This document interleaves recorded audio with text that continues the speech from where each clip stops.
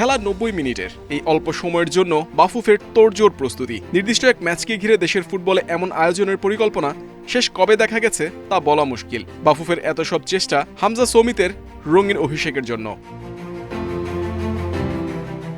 AFC Asian cup বাছাইয়ে 10 June Bangladesh Singapore match.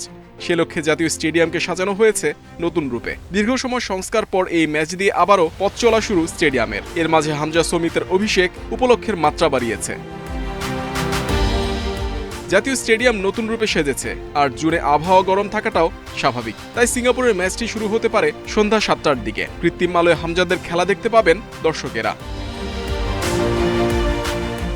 ম্যাচের 1 ঘন্টা আগে 10 থেকে 15 মিনিটের একটি কনসার্ট আয়োজনের পরিকল্পনা করছে বাফুফে। লেজার শো সহ আরও কিছু জমকালো আয়োজনের পরিকল্পনা ফেডারেশনের, যা সমর্থকদের জন্য বাড়তি চমক। এফসির অনুমতি পেলে ম্যাচের বিরতিতেও আয়োজন রাখতে চায় বাফুফে, তবে সেটি 5 মিনিটের বেশি নয়।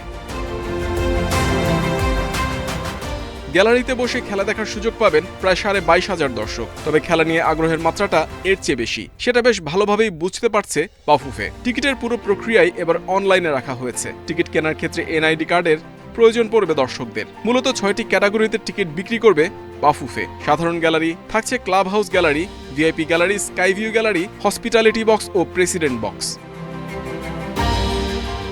যাদের ভাগ্যে টিকিট জুটবে না তাদের জন্য ফ্যান জোন করা হবে স্টেডিয়াম এলাকায়। সেখানে জায়ান্ট স্ক্রিনের মাধ্যমে খেলা দেখানো হবে। হামজা দেশের মাটিতে খেলবেন, তাই টিকিট নিয়ে যে একটা কারাকারি হবে সেটা অনুমেয়।